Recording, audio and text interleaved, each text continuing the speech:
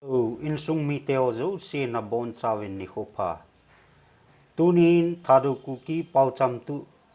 episode 7 ana sei zo mo hetin. Tuni hin nga bo hin sei diu a he e. Akhat na in. Gul in lut akithat nin. Mihim in lut akithat ngai pui. Ipu ipa teo chun. Gul chu in sunga ahung lut le gune a he in. Chapang zong ato kha the alin ho zong ato kha the hi zi chun gul chu gamsa a he in chu ting le ta san do lin zong gul chu satan ta banga ki gel hi zi a chu gul chu gune mihim that the hi zi a chu gul chu ki that na ki pai a hi ama wang mihim in lut ki ti chu ipi ham mihim khat chun na in sunga ko na thilkhat agu a ai lo le to soya na su kha a ai lo le na chanu azam mangpi a he le nang ko ma su hil nei pa chu ahung in lu na ahung ki pumpi a he pu happy ai lo le he o he pa kabol hil tai atia chabel to ahung vai ko na a he le hi chu ta sam mihim gu hilova thagau nei ai ji a chu tunin bol khil jong le phat ki ting jing ni khu le nang ma dinga na in sunga dinga kho sunga dinga society sunga dinga mi phachom ta hung hi the ai hi ji a chu ipu ipaten hitabang mihim chu akithat ngai pu hi chi chun ipi avet sa ham tile ngai dam na achang lel pu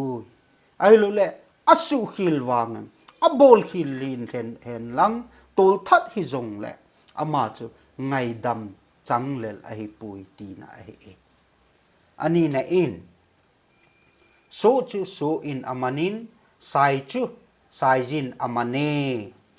ipu ipa teu khangla ya hi so anane jiu hin hausalin hon hi chi so ho chun hausa in pi a su hil ahung phat ting le ai lu le so ho chun bol khil a hin nei ting le hausa chu leng chang a hi ji in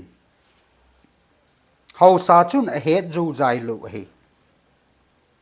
su ho ki man cha na zo si chu ria chu a bol khil pa su hil nei nu ham nei pa ham chu mat do na dinga het do na dinga chu su ma chu ado jiu e ya chu so in amani tia anase yo e sayong chu tabang ma hi gamsa hi salin pen a hi e ya chu sai chu mi min ki man thi lu he sai imat dinga la sai ma ngai e tu nia jong I in sungen I kho sung he jong le gu cha khat chu imat do no ma ai le gu cha ho ma ama to connection nei ho chu do ngai ai thil phalo bol khat jong chu I he do nom le aphat lo ki ba pi ho chu lung thim la a do a hi cha ko na bo chu he thi ai ya chu ipu pa te win so chu so in amanin sai chu sai jin amane tia e na hilu a he athum na in e ma ki sei phat le sa hingal pe nga I ma abe pui na bol theina na sei theina na chi na thip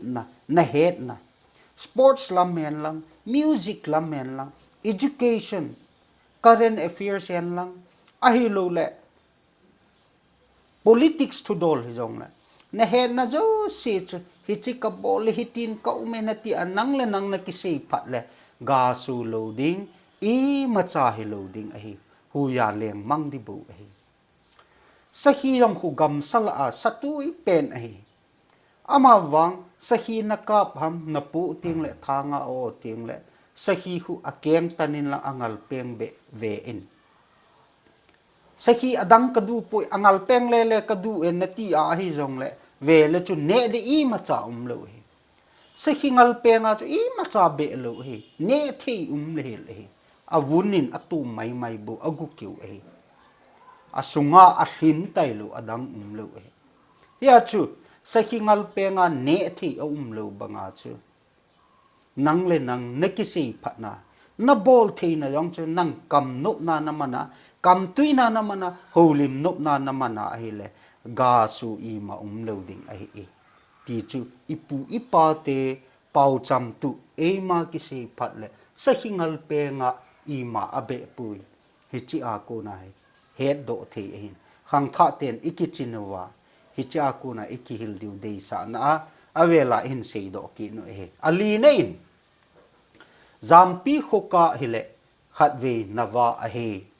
kin thupi ta na chanu jine na dingul hla na ding na chapa mo pui gul wa na ding kin na hin bol tai sumle payong na lung adongin ai lo le nei le go yong sang si mim si hoya kila dham ai lo le sumle sil hoya kila dham ti a chu na lung dong a he amma wang ham ma chu Pathen phat thi bu na so piu le naw phat thi bu na za la che kin chu na hin chai na chol se kin pi gol hla na jong na zo ta ai lo na chapa mo pui gol wa ong na zo ta na zo ta ji a chu gen the na ha sat na zo si na hin palgal kai ta ji a chu ipu ipa te win hitabang situation cho ong thun ti zampi khuka hele khat ve nawa a hi tia chu ana sei jiu hi angana azona penin pute le lamsa akine zo pui leisi na ta sami hing hi na a in chen khan khu nun khu I thona wa hi pute hi alul pen ta in a hi inu ipa sangin jong ipute inu hinga anu le apa inu so pi ho ipute chun e ngai lu naw za chu mi Tulai chi na thit na khan tu na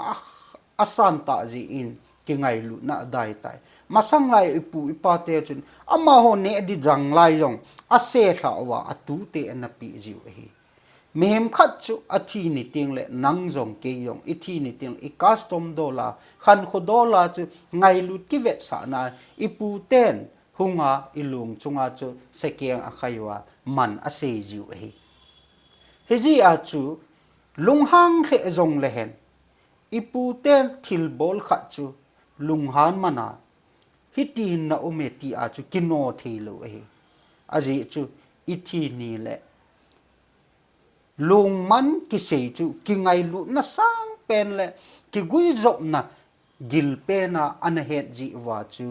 lung man hi ipu ipate na sei ju e ya chu lam sa yong chu kho bang ta chu itin ne zo de ong mi ki khang he ho yeng chu